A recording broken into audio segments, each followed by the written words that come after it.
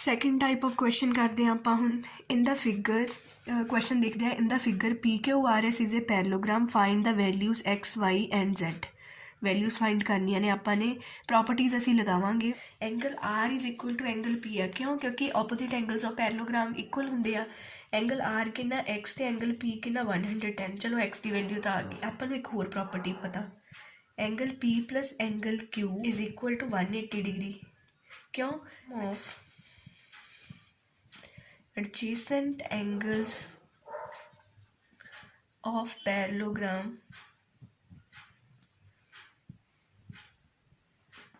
is 180 degree ये अपन दिता होया वा एड़ा अपन P कितना 110 Q कितना वा Y is equal to 180 Y की वैल्यू से सॉल्व करनी है 180 110 लैफ्ट हैंड साइड प्लस का राइट हैंड साइड जाके की हो जू माइनस का वाई की वैल्यू कितनी आ गई 70 डिग्री वाई भी आपने कढ़ लिया वाई की वैल्यू भी निकल आई हुण Z रह गया हुण वाई ते Z वा जिहड़ा ये लीनियर पेयर बना रहे ने लीनियर पेयर की हुण एक लाइन के उपर जिहड़े दो एंगल बनते हैं जिवें हुण एंगल 1 प्लस एंगल 2 आ ये दोनों का सम की होगा 180 डिग्री तो इनू असीं लीनियर पेयर कह दिंदे आ ठीक है तो उदा ही हुण देख लो तुसीं एक लाइन के उपर वाई ते Z एंगल लीनियर पेयर बना रहे हैं Y plus Z is equal to 180 degree linear pair Y की हुणी वैल्यू कड्ढी असीं 70 डिग्री Z की वैल्यू कितनी आ गई 180 डिग्री माइनस 70 डिग्री Z की वैल्यू आ गई 110 डिग्री मतलब XYZ असीं तिन्नां दी वैल्यू कढ ली third type of question solve करते हैं थर्ड टाइप ऑफ क्वेश्चन दे विच की आ मतलब क्वेश्चन के in the given figure ABCD is a rectangle ABCD rectangle given आ BAC एक एंगल 36 डिग्री दिता होया फाइंड करन नूं किहड़ा किहा होया वा ACB मतलब आ एंगल सानूं फाइंड करन नूं किहा होया वा तो हुण आपां शुरू करदे इहदे विच भी आपां रिक्टेंगल दी प्रॉपर्टीज़ ही यूज़ करांगे तो आपां शुरू करदे हां सल्यूशन सब तो पहले तो आपां नूं ये पता वा कि एंगल B आ जिहड़ा वो 90 डिग्री आ क्यों ऑल एंगल्स प्रॉपर्टी लगा देंगे all angles of rectangle 90 degree सारे एंगल्स ही 90 डिग्री के होंगे तो एंगल B 90 का आ गया हुण अपने कोले आपां लैने इन ट्रायंगल ABC आप ट्रायंगल लै रहे ABC हाँ मैं सारे एंगल्स लिख ले angle CAB plus angle ACB plus angle ABC is equal to 180 degree ये एक रिक्टेंगल ट्रायंगल के विचले एंगल्स ने तो उन्हों का सम की होंदा वा 180 डिग्री जिन्होंने आप कहने एंगल सम प्रॉपर्टीज़ ट्रायंगल के सारे एंगल्स का सम 180 होंदा तो आप वैल्यू पुट करनी स्टार्ट करते हैं CAB की वैल्यू गिवन ही आ ACB की वैल्यू आ जी वो असी फाइंड करनी आ ABC आप हुणे B एंगल नूं 90 डिग्री प्रूव करके हटे हैं पहला आप 90 डिग्री प्लस 36 नूं आप ऐड करिया तो कितना आ गया 126 डिग्री ACB की बस वैल्यू असी फाइंड करनी है हुण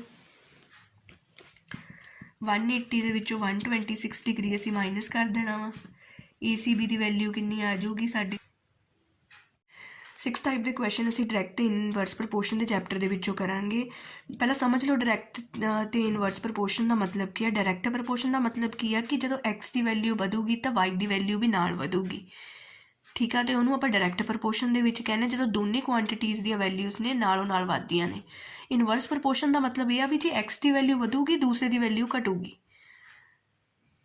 ताही आप 1/y लिखा भी X की वैल्यू वध रही है तो Y की वैल्यू घटूगी डायरैक्ट तो इनवर्स प्रपोर्शन के फर्क पता चल गया तो हुण असीं क्वेश्चन सॉल्व करते हैं और 6 का फर्स्ट क्वेश्चन सॉल्व करते हैं machine in a soft drink factory fills 840 bottles in 6 hours how many bottles will it fill in 5 hours सब तो पहला तो इनू सॉल्व करने तो पहला तुहानूं ये पता होना चाहिए कि डायरैक्ट प्रपोर्शन का क्वेश्चन है या इनवर्स प्रपोर्शन का क्वेश्चन है हुण तुसीं आप ही देखो कि देखो जे 6 आवर दे विच 840 बॉटल्स वो फिल कर दिंदी आ मशीन तो 5 आवर्स दे विच फिर घट ही करूगी ना बॉटल्स फिल 6 आवर्स दे विच ज़्यादा करूगी 5 च घट है मतलब 1 की वैल्यू जे घटदी है देखो 6 तो 5 आवर्स होए ਤਾਂ ਬੋਟਲਸ ਵੀ ਘਟਣਗੀਆਂ, ਮਤਲਬ ਇੱਕ ਦੀ ਵੈਲਿਊ ਘਟਦੀ ਆ ਕੁਆਂਟਿਟੀ ਦੀ ਤਾਂ ਦੂਸਰੀ ਕੁਆਂਟਿਟੀ ਦੀ ਵੈਲਿਊ ਵੀ ਘਟਦੀ ਆ।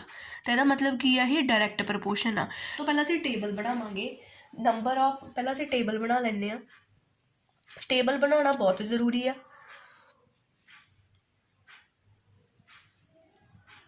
ਸਭ ਤੋਂ ਪਹਿਲੇ ਕਾਲਮ ਦੇ ਵਿੱਚ ਅਸੀਂ ਲਿਖ ਦਿੰਦੇ ਹਾਂ ਨੰਬਰ ਆਫ ਬੋਟਲਸ, ਦਿੰਦੇ ਆਪਾਂ ਟਾਈਮ ਟੇਕਨ, ਇਹਨੂੰ ਆਪਾਂ ਆਰਸ ਦੇ ਵਿੱਚ ਲਿਖਿਆ ਵਾ ਤਾਂ ਆਰਸ ਲਿਖ ਦਿੰਦੇ ਹਾਂ। ਨੰਬਰ ਆਫ ਬੋਟਲਸ ਪਹਿਲਾਂ 840 ਫਿਲ ਕੀਤੀਆਂ ਸੀਗੀਆਂ, ਕਿੰਨੇ ਘੰਟਿਆਂ ਦੇ ਵਿੱਚ, 6 ਆਵਰਸ ਦੇ ਵਿੱਚ। ਦੂਸਰੀ ਵਾਰੀ ਟਾਈਮ ਗਿਵਨ ਆ ਸਾਨੂੰ ਪਰ ਨੰਬਰ ਆਫ ਬੋਟਲਸ ਨਹੀਂ ਗਿਵਨ, ਤਾਂ ਉਹਦੇ ਲਈ ਅਸੀਂ ਐਕਸ ਲੈ ਲੈਂਦੇ ਹਾਂ। ਦੇਖੋ ਡਾਇਰੈਕਟ ਤੇ ਇਨਡਾਇਰੈਕਟ, ਜਿਹੜਾ ਡਾਇਰੈਕਟ ਤੇ ਇਨਵਰਸ ਪ੍ਰਪੋਰਸ਼ਨ ਆ ਉਹ ਕੁਐਸਚਨ ਦੇਖਣ ਨੂੰ ਵੀ ਸਿਮਿਲਰ ਹੁੰਦੇ ਆ, ਟੇਬਲ ਵੀ ਆਪਾਂ ਸਿਮਿਲਰ ਹੀ ਬਣਾਉਂਦੇ ਆ, ਬਸ ਅਸੀਂ ਸਮਝ ਕੇ ਦੇਖਣਾ ਵਾ ਡਾਇਰੈਕਟ ਪ੍ਰਪੋਰਸ਼ਨ ਦਾ ਕੁਐਸਚਨ ਆ ਜਾਂ ਇਨਵਰਸ ਦਾ। ਇਹਦੇ ਵਿੱਚ ਫਰਕ ਸਿਰਫ ਇੱਥੇ ਲਿਖਣ ਦਾ ਆਉਂਦਾ ਵਾ। ਹੁਣ ਆਪਾਂ ਇਹਨੂੰ ਲਿਖਾਂਗੇ ਕਿਵੇਂ, 840 divide by 6 is equal to X divide by 5। ਇਹਦੇ ਵਿੱਚ ਲਿਖਣ ਦਾ ਸਿਰਫ ਫਰਕ ਆਉਂਦਾ। ਇੱਥੇ ਤੱਕ ਦਾ ਕੁਐਸਚਨ ਟੇਬਲ ਆਪਾਂ ਸੇਮ ਹੀ ਬਣਾਵਾਂਗੇ ਇਨਵਰਸ ਪ੍ਰਪੋਰਸ਼ਨ ਦੇ ਵਿੱਚ ਵੀ। ਹੁਣ ਇਹਨੂੰ ਅੱਜ ਸੋਲਵ ਆਪਾਂ ਕਿਵੇਂ ਕਰਨਾ ਵਾ, ਰਾਈਟ ਹੈਂਡ ਸਾਈਡ ਦੇ ਵਿੱਚ 5 ਡਿਵਾਈਡ ਦੇ ਵਿੱਚ, ਲੈਫਟ ਹੈਂਡ ਸਾਈਡ ਦੇ ਵਿੱਚ ਜਾ ਕੇ ਮਲਟੀਪਲਾਈ 'ਚ ਹੋ ਗਿਆ। ਬਸ ਹੁਣ ਅਸੀਂ ਕਟਿੰਗ ਕਰ ਦਿੰਦੇ ਹਾਂ 2 ਦੇ ਟੇਬਲ 'ਤੇ।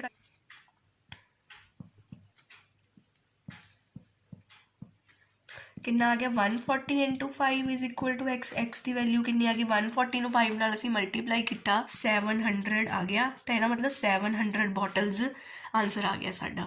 ਹੁਣ ਸੈਕਿੰਡ ਕੁਐਸਚਨ ਦੇਖਦੇ ਹਾਂ।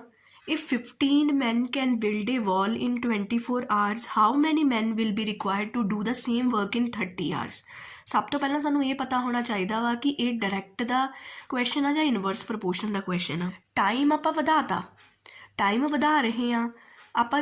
ਪਹਿਲਾਂ ਤਾਂ ਸਿਰਫ ਇੰਨਾ ਤੁਸੀਂ ਦੇਖੋ ਵੀ ਇੰਨੀ ਚੀਜ਼ ਸਮਝੋ ਕਿ 15 ਮੈਨ ਵਾਲ ਬਣਾ ਰਹੇ ਨੇ 24 ਆਵਰਸ ਦੇ ਵਿੱਚ। ਅਤੇ ਹੁਣ ਆਪਾਂ ਟਾਈਮ ਵਾ ਜਿਹੜਾ 30 ਆਵਰਸ ਕਰਤੇ, 30 ਆਵਰਸ ਕਰਤੇ ਤਾਂ ਫਿਰ ਮੈਨ ਤਾਂ ਘੱਟ ਹੀ ਲੱਗਣਗੇ ਨਾ ਵਾਲ ਬਣਾਉਣ ਨੂੰ, ਕਿਉਂਕਿ ਟਾਈਮ ਤਾਂ ਆਪਾਂ ਵਧਾਤਾ। ਹੁਣ ਇੱਥੋਂ ਆਪਾਂ ਨੂੰ ਇਹ ਪਤਾ ਲੱਗਦਾ ਵੀ ਜੇ ਇੱਕ ਚੀਜ਼ ਵੱਧ ਰਹੀ ਆ ਤਾਂ ਦੂਸਰੀ ਘੱਟ ਰਹੀ ਆ। ਮੈਨ ਘੱਟ ਲੱਗਣਗੇ ਪਰ ਇੱਧਰ ਟਾਈਮ ਵੱਧ ਲੱਗ ਰਿਹਾ ਵਾ। ਇੱਕ ਚੀਜ਼ ਵਧੀ ਆ, ਦੇਖੋ 24 ਆਵਰ ਤੋਂ 30 ਆਵਰਸ ਹੋ ਗਏ ਪਰ ਇੱਧਰੋਂ ਮੈਨ ਘਟਣਗੇ। ਤਾਂ ਇਹਦਾ ਮਤਲਬ ਕੀ ਹੈ, ਇਨਵਰਸ ਪ੍ਰਪੋਰਸ਼ਨ ਦਾ ਕੁਐਸਚਨ ਆ ਕਿ ਇੱਕ ਚੀਜ਼ ਵੱਧ ਰਹੀ ਹੈ ਦੂਜੀ ਚੀਜ਼ ਘਟ ਰਹੀ ਆ। ਸਭ ਤੋਂ ਪਹਿਲੀ ਚੀਜ਼ ਆਪਾਂ ਨੇ ਜਿਹੜੇ ਟੇਬਲ ਤਾਂ ਆਪਾਂ ਬਣਾਉਣਾ ਹੀ ਬਣਾਉਣਾ। ਇਹਦੇ ਵਿੱਚ ਸਿਰਫ ਫਰਕ ਕੀ ਆ, ਉਹਦੇ ਵਿੱਚ ਆਪਾਂ ਡਾਇਰੈਕਟ ਦੇ ਵਿੱਚ ਕੀ ਕਰਦੇ ਸੀ, 15 divide by 24 is equal to X divide by 30 ਲਿਖ ਦਿੰਦੇ ਸੀ। ਇਹ 'ਚ ਬਸ ਮਲਟੀਪਲਾਈ ਕਰ ਦੇਣਾ, 15 into 24 is equal to X into 30। ਇੰਨਾ ਕੁ ਫਰਕ ਆ, ਸਿਰਫ ਆਹ ਲਿਖਣ ਦਾ ਫਰਕ ਆ। ਪਰ ਇਹਦੇ 'ਚ ਪਤਾ ਤੁਹਾਨੂੰ ਲੱਗਣਾ ਚਾਹੀਦਾ ਕੁਐਸਚਨ ਦੇਖ ਕੇ ਕਿ ਡਾਇਰੈਕਟ ਦਾ ਕੁਐਸਚਨ ਆ ਕਿ ਇਨਵਰਸ ਦਾ। ਹੁਣ ਇਹਦੇ ਵਿੱਚ ਕੀ ਕਰਾਂਗੇ ਆਪਾਂ, 30 ਮਲਟੀਪਲਾਈ ਦੇ ਵਿੱਚ ਵਾ right hand side left hand side ਜਾ ਕੇ ਕੀ ਹੋ ਜਾਊਗਾ, ਡਿਵਾਈਡ। ਹੁਣ ਅਸੀਂ ਕਟਿੰਗ ਕਰ ਦਿੰਦੇ ਹਾਂ, 5 ਦੇ ਟੇਬਲ 'ਤੇ ਕਟਿੰਗ ਕਰ ਦਈਏ। 12 ਆ ਗਈ ਐਕਸ ਦੀ ਵੈਲਿਊ। ਐਕਸ ਦੀ ਵੈਲਿਊ ਕਿੰਨੀ ਫਾਈਨਲ ਆਪਣੇ ਕੋਲੇ 12 ਆ ਗਈ। ਹੁਣ ਲਾਸਟ ਟਾਈਪ ਦਾ ਕੁਐਸਚਨ ਨੰਬਰ 7 ਤੁਹਾਨੂੰ ਆ ਸਕਦਾ ਗ੍ਰਾਫਸ ਦੇ ਵਿੱਚੋਂ।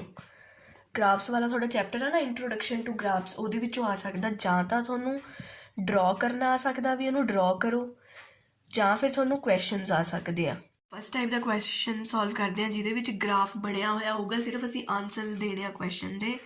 ਤਾਂ ਗ੍ਰਾਫ ਸਾਡੇ ਕੋਲ ਗਿਵਨ ਆ, person cycles from a town to a neighbouring area to deliver a packet to a merchant. His distance from the town at a different time is shown in the graph. person ਜਾ ਰਿਹਾ ਵਾ neighbouring area ਦੇ ਵਿੱਚ packet deliver ਕਰਨ ਲਈ, ਤੇ distance ਉਹਨਾਂ ਨੇ ਡਿਫਰੈਂਟ ਟਾਈਮ 'ਤੇ ਉਹ ਕਿੰਨਾ ਡਿਸਟੈਂਸ ਟਰੈਵਲ ਕਰਦਾ। ਸਰ ਇਹ ਫਸਟ ਕੁਐਸਚਨ ਹੈਗਾ, what is the information is given in the graph. Information ਕਿਹੜੀ ਗਿਵਨ ਵਾ ਸਾਨੂੰ, ਡਿਸਟੈਂਸ ਕਵਰਡ ਇਨ ਡਿਫਰੈਂਟ ਟਾਈਮ। ਇਹੀ ਦੱਸਿਆ ਹੋਇਆ ਵਾ ਵੀ ਕਿੰਨਾ ਡਿਸਟੈਂਸ ਕਵਰ ਕਰ ਲੈਂਦਾ ਡਿਫਰੈਂਟ ਟਾਈਮ 'ਤੇ। ਫਸਟ ਆਨਸਰ ਹੋ ਗਿਆ। ਬੀ ਪਾਰਟ ਦਾ ਆਨਸਰ ਦਿੰਦੇ ਆ, how much time did the person take for the travel. Total time ਉਹਨੂੰ ਕਿੰਨਾ ਲੱਗਦਾ, ਤਾਂ ਬੀ ਦਾ ਕਿੰਨਾ ਆ ਗਿਆ 4 ਆਵਰਸ। 8 to 12 ਤੱਕ 4 ਆਵਰਸ ਬਣਦੇ ਆ। ਸੀ ਪਾਰਟ ਕੀ ਆ, ਸੀ ਪਾਰਟ ਦੇ ਵਿੱਚ ਪੁੱਛਿਆ how for is the place of the merchant from the town ਤੋਂ ਕਿੰਨਾ ਡਿਸਟੈਂਸ, ਟੋਟਲ ਡਿਸਟੈਂਸ ਕਿੰਨਾ ਵਾ 20 ਕਿਲੋਮੀਟਰ। ਤਾਂ ਇੱਥੇ 20 ਕਿਲੋਮੀਟਰ ਲਿਖਦੇ ਆ। ਡੀ ਪਾਰਟ ਦੇਖੋ, ਪਹਿਲਾਂ ਕੁਐਸਚਨ ਦੇਖੋ ਕੀ ਆ, did the person stop travelling on his way, ਕੀ ਉਹ ਕਿਤੇ ਰੁਕਿਆ ਸੀਗਾ। ਯੈਸ, ਉਹ ਰੁਕਿਆ ਸੀਗਾ 10 AM 'ਤੇ ਰੁਕਿਆ ਉਹ 10 AM 'ਤੇ ਰੁਕਿਆ ਉਹ। ਉਸ ਤੋਂ ਬਾਅਦ ਉਹ ਆ ਜਿਹੜਾ ਆਪਾਂ ਨੂੰ ਲਾਈਨ ਇੱਕ ਲਾਈਨ ਇੱਦਾਂ ਸ਼ੋ ਹੋ ਰਹੀ ਹੈ, ਇਹਦਾ ਮਤਲਬ ਉਹ ਰੁਕਿਆ ਹੋਇਆ ਵਾ ਇੰਨੇ ਟਾਈਮ 'ਤੇ।